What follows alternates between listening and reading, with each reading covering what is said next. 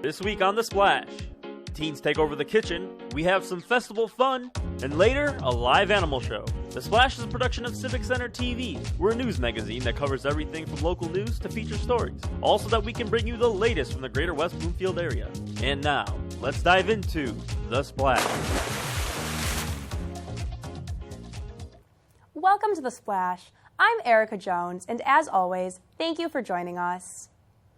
Being able to cook and being able to cook healthy foods is a skill many children do not possess. So that's why Henry Ford West Bloomfield Hospital is looking to change that.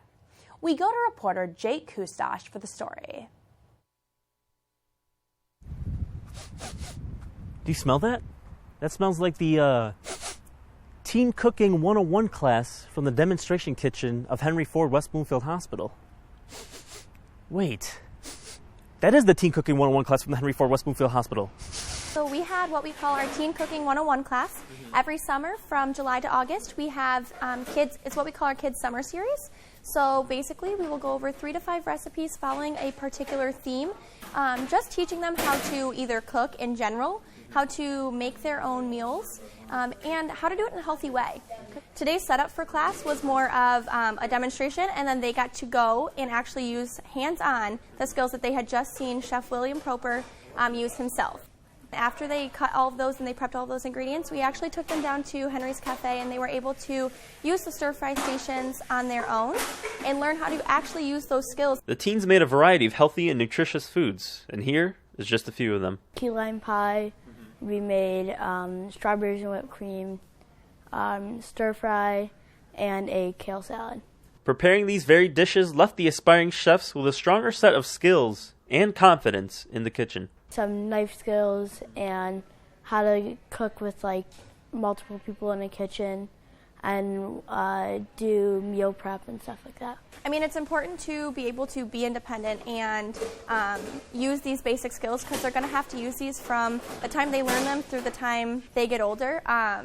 So we just try to bring them in so that they can learn healthier ways and simpler ways to cook and to better themselves. The many programs hosted in the demonstration kitchen allows for members of the community and patients a way to improve their lifestyles for the healthier. Normally we were just doing 4 classes for ages 6 to 12 years old, and new this year we're doing 2 classes for 6 to 12 year olds and 2 classes for teens, so ages 13 to 16. In our demonstration kitchen, this is a well-used facility. Whether or not we're doing adult cooking classes, the kids and teens like I just talked about, or even health education classes, this is a really well-used facility just to bring our community in or our patients in to use it as much as we can and to spread awareness for better lifestyles.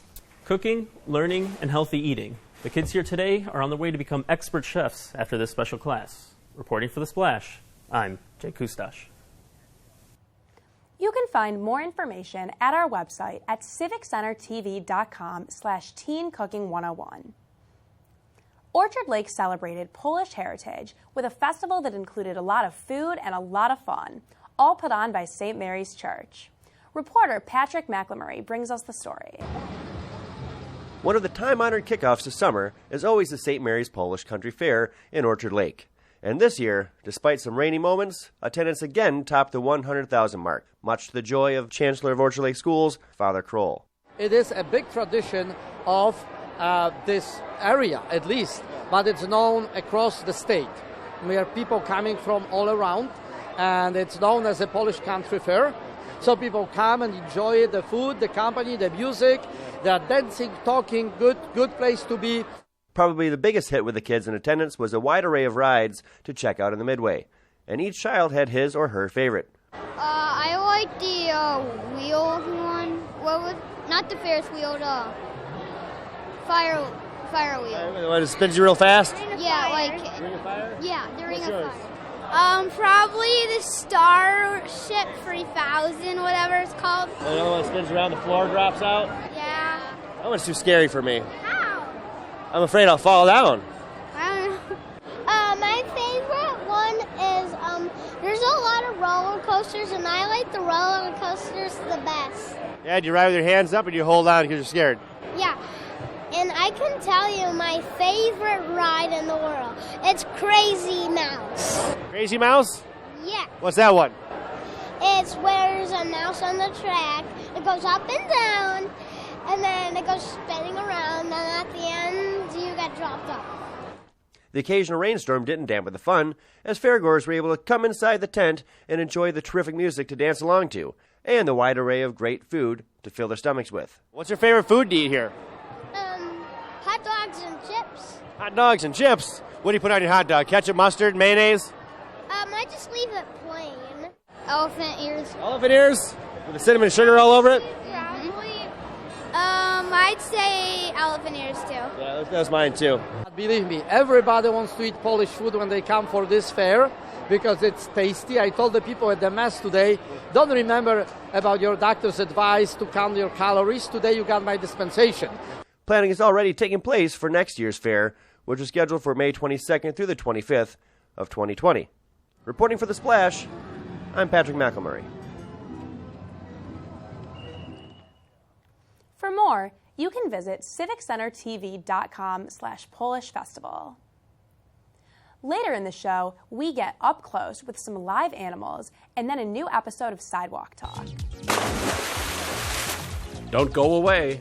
You're watching The Splash on Civic Center TV.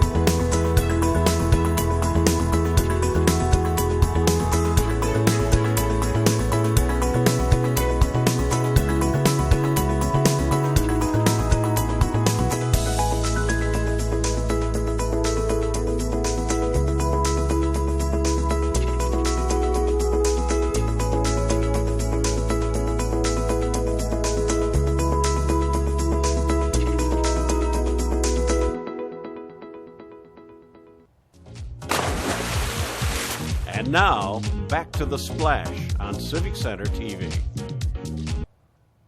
Welcome back to The Splash. I'm Erica Jones. A special event at WB Parks brought in live animals for children in the community to get up close with.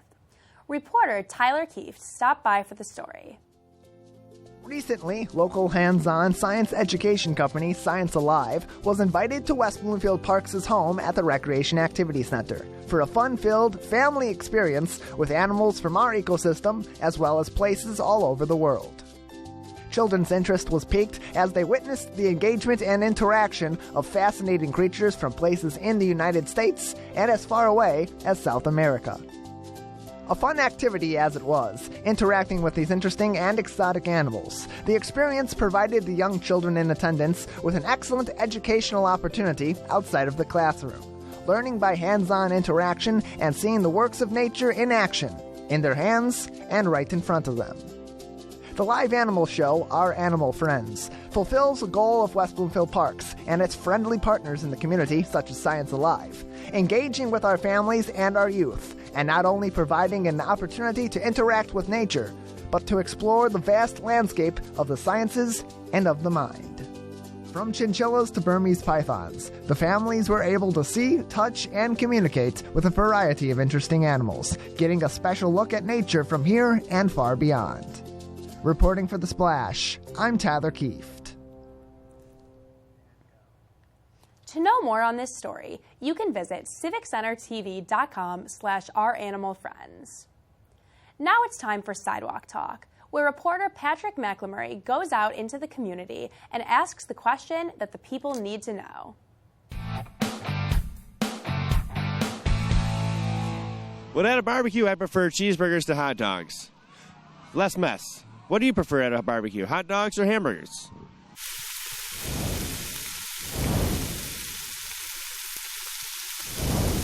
I like hot dogs because they're quick and easy on the bun. There you go. Yeah. Oh, hamburgers, definitely, because everything tastes better with cheese. At a barbecue, man, I'd go with a hot dog just because, hot dogs on the grill, that's everything, right? I mean, get some mustard, get some ketchup on it.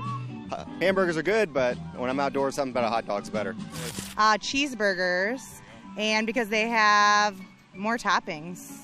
I guess it depends on what kind of toppings you want, but yeah. Can you put hot dogs on the hamburgers? That counts. All right, I'd probably do that. Definitely hot dogs, only kosher, and kosher's the best, the meat's better. I do like hamburgers, but as long as there's cheese. But You gotta have the cheese. hot dog's like a go-to. It's kind of easy to eat. Oh, depends on my mood. I kind of like 50-50.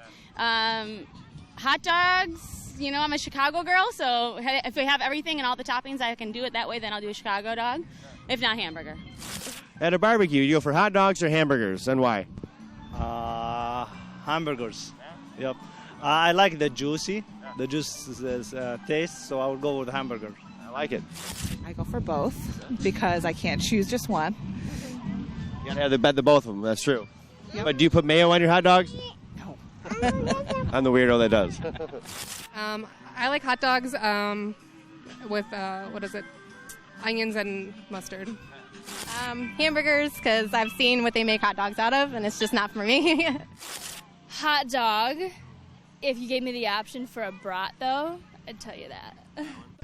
If you ever see us out in West Bloomfield, don't be afraid to come say hi, because you might be a part of Sidewalk Talk.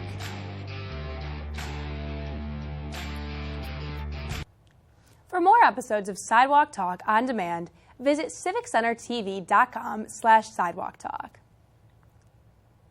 Now it's time for the Civic Center TV event update, where we provide you with upcoming events around Greater West Bloomfield. For more events coming up, visit civiccentertv.com/events.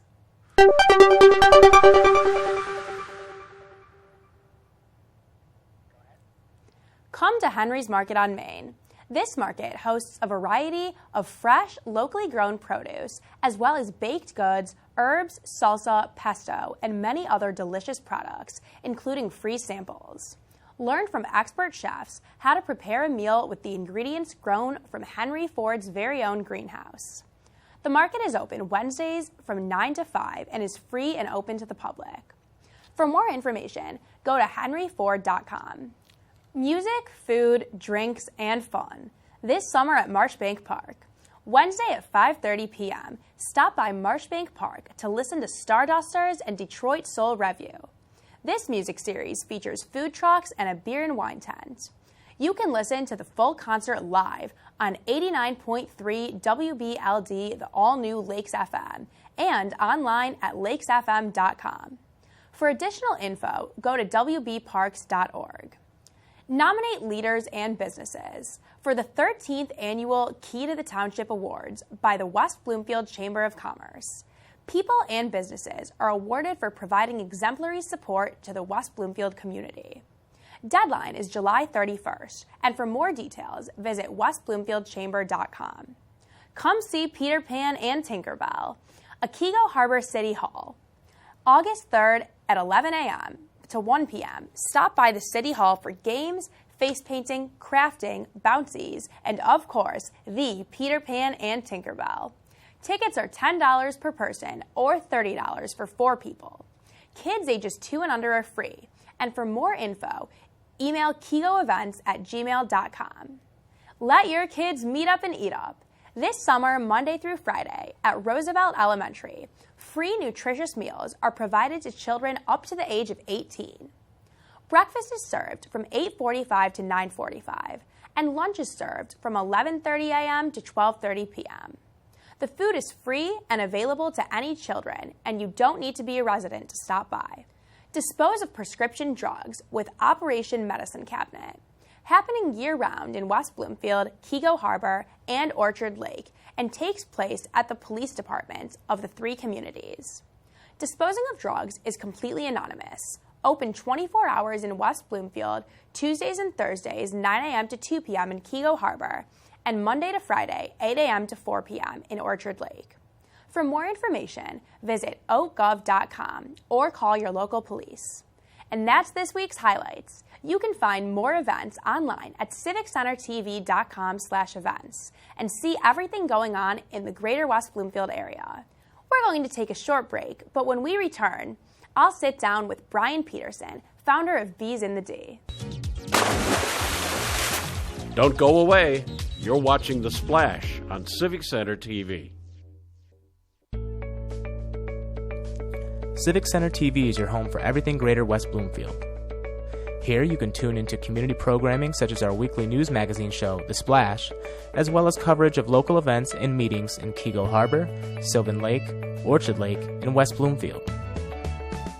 You can also watch all of your local programming online anytime at civiccentertv.com. Civic Center TV, television that's close to home.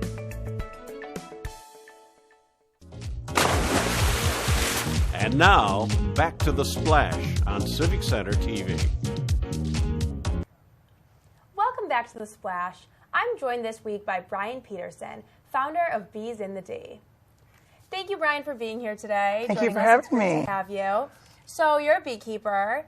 Yes. And you started this passion 11 years ago. You said you actually went on a retreat. Tell us a little bit about that. Yeah, so the Women's Garden Club of Rochester, I actually am a teacher in Rochester. I teach 5th grade at Musson Elementary. The Women's Garden Club wanted to send a teacher up to Beaver Island, which is up in Lake Michigan, to take a 2-week crash course through Oakland University on beekeeping. And I was lucky enough to get chosen and went up there and learned all about the bees. I joke that I caught the bug and have been beekeeping since. Yeah. So this was 11 years ago. You did that, and then that created a network for you to start teaching at Oakland University, right? Correct. So it opened up a lot of really amazing doors for me, including being an adjunct professor at Oakland University. Yeah. So that happened 11 years ago, and now 4 years ago, you started Bees in the D, which is your main thing that you do now with bees, obviously your nonprofit organization. So tell us how you went from going on the retreat 11 years ago and then 7 years later starting Bees in the D. Wonderful. How did that? So the bees were 11 years ago. I was kind of in a different place in my life, and they were kind of there for me. And it was, I described it as my yoga. I'd go in the hives, it would calm me down. It's awe-inspiring to be a part of an incredible world like that. And so when I moved to the city with my now husband, I wanted to give back to the bees because I was reading all these articles about colony collapse disorder and how the bees' numbers are declining, not just honeybees, but native bees. And so I said, I want to start a nonprofit to help with the conservation and to help educate people about the importance of pollinators. Yeah. And so we started the nonprofit. Yeah. And so you were telling me the name Bees in the D actually came from you and your husband. Tell us about that. Yeah, our friends love coming down to see us because Detroit's a great place to come to. And it's nicknamed the D, as you know. Yeah. And we were nicknamed B1 and B2, and so we were nicknamed the Bees. Yeah, because you're both Brian. Right, we both have the same name. And so our friends would say we're going to go down and see the Bees in the D. And so when we were thinking of a name for our nonprofit, I think it was pretty much right there in front of us. Yeah. So you were saying you do more of the upfront stuff and he does the behind-the-scenes stuff. So tell me about your position specifically and what you do on a daily basis. So I'm more of the face of Bees in the D. I'm here on camera. I do radio interviews, do a lot of the education because I'm a teacher. That's what I love to do. Brian, B2, he sets the stage for me. It's fantastic. He will get everything organized. He'll work on the contracts with all of our different partners. He will make arrangements for things so that I can shine and share about the bees. Oh, yeah. So you said your main goal with Bees in the D is education and conservation, and I know you said you're working on building, or you have the plans to build a conservation center in Detroit. So tell me about that goal and what the plans are. You know, we never expected our nonprofit to take off like this and to be accepted and received so well. And so we describe that we don't just live in Detroit, we're part of Detroit now. And it has put us in contact with amazing people. And one of the companies that stepped up and heard what we were doing is Studio Detroit. And they are an incredible architecture firm that they have some of the coolest plans and have brought forth some of the neatest buildings and architecture in Detroit. And they just love what we're doing, and they designed for us an educational center using shipping containers, upcycling them to have an education center where we can bring people to do our honey harvest or do some of our classes. And so we have the plans for it now, and now we're working with the city and finding the spot for it, and we're going to start our fundraising to help fund it. That's awesome, because you said you have a whole board of people, but everyone's a volunteer. Yeah, we have 10 people on our board, and they all have their incredible skill sets. Some of them are help with social media, some of them are event planners, and we're all volunteer. Everything goes back to the bees and the organization. So you sell honey. That's one thing you said, going back to the bees and the organization. Yeah, one of the benefits of being a beekeeper is the bees do make excess honey, and so we can take that honey and we do jar it up and we do sell it, and then that money can go back towards the organization as well. We're not really in the bee or the honey business, but it helps fund. So we do have that for sale at the Foundation Hotel, where we have beehives up on their roof, and then we do a lot of fun events, including public honey harvest.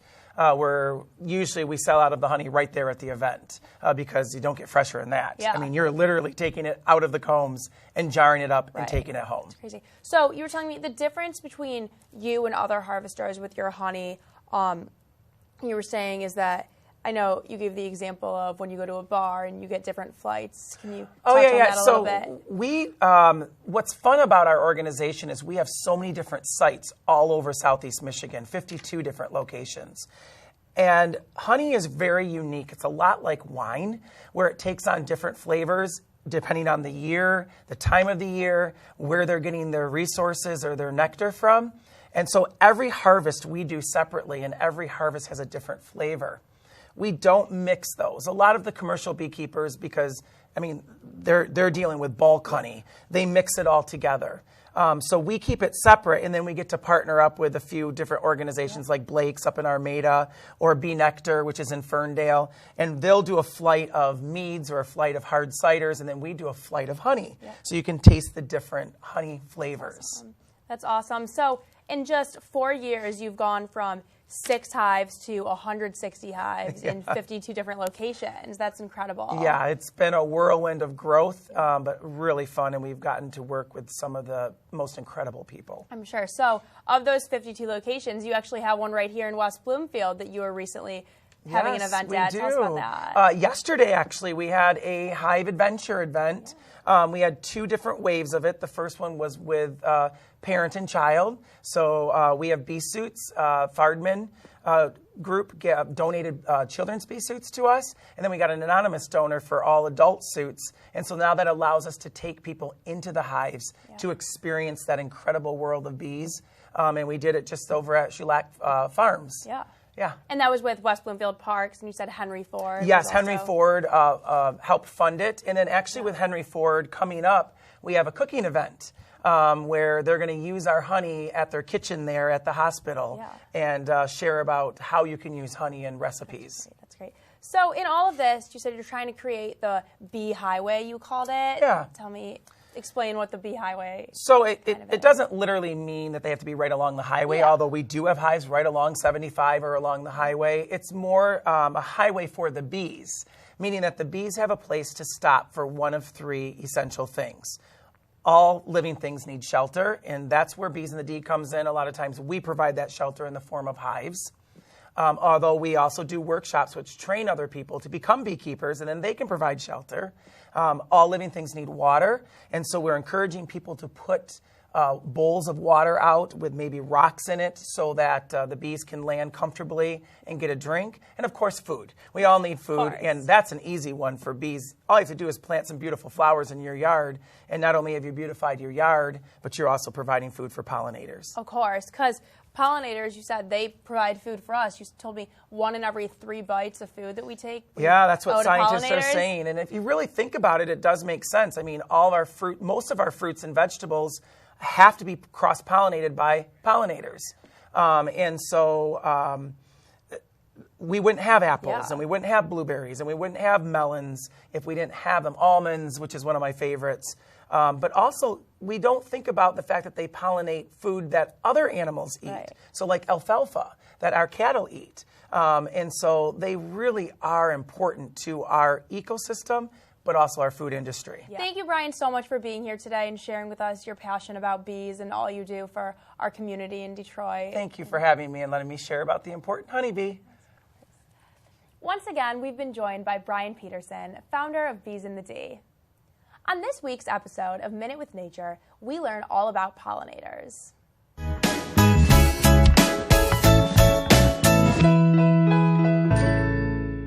Hello and welcome to Minute with Nature. I'm your host, Lauren Azuri, the park naturalist for West Bloomfield Parks. And we're here today inside our nature room talking about pollinators. In order to pollinate, it means to transfer pollen from a male to a female part of a plant and produces seeds. The most important part to remember is that it produces a new plant. Those seeds grow new plants. So without pollinators in our world, we wouldn't have more plants. Who are pollinators and who does all of this work? Well, bees and butterflies are the most common when you think of pollinators in the nature world, but moths are also pollinators, bats in different parts of the world are pollinators, and birds can be pollinators too. Over 80% of the world's flowers require a pollinator in order to reproduce. So without all these animals that do this important job, we wouldn't have a lot of our plants. Some of those plants also provide us with food. Kiwis, cashews, almonds, apples, avocados, I could list a million. And they are all made by pollinators. So they're very important to our food source and to our farmers as well. If you want to help out pollinators, you can plant a pollinator garden. A great way to do that is provide a variety of different flowers that have nectar sources in them. You want to make sure that you don't use herbicides or pesticides. That's a big problem with our honeybee population right now. They do absorb that when they pick up pollen, and it can affect them. Also, it's really important to plant native plants, plants that butterflies and bees and our pollinators here are used to eating from. So plant native and help out the pollinators in our area. And that's your Minute with Nature. For more episodes of Minute with Nature, visit civiccentertv.com/MWN. Final segment, Person of the Week, where we celebrate the people in the community who are inspiring and providing towards others.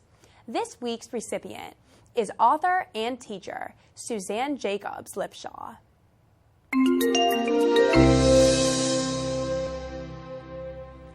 Suzanne recently published her book, I Campaigned for Ice Cream, A Boy's Quest for Ice Cream Trucks. This children's book featured cute original art and a story based around the real-life events of her son, campaigning to allow ice cream trucks in West Bloomfield. This book was a big hit around the community and serves as a great education device for the young children who read it, as well as a fun-to-read book for adults. Along with being a published author, Suzanne is an elementary school teacher and also travels around Michigan giving seminars to K-5 students. She brings her knowledge and inspiration to these different schools and gives presentations that leave audiences with a better understanding about the writing process. This dedication to literature and learning is what makes Suzanne our Person of the Week. If you know someone who is making a positive difference, let us know and send an email to thesplash@civiccentertv.com. We want to congratulate and acknowledge those making a difference in our community. We appreciate your suggestions. That's all for this week's show. You can catch new episodes Mondays at 5:30 p.m. Civic Center TV on Comcast 15 and AT&T 99 and online in HD at civiccentertv.com.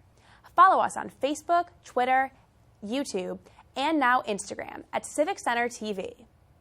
For all our friends in Sylvan Lake, Orchard Lake, Kego Harbor, and West Bloomfield, I'm Erica Jones. Thank you for watching The Splash.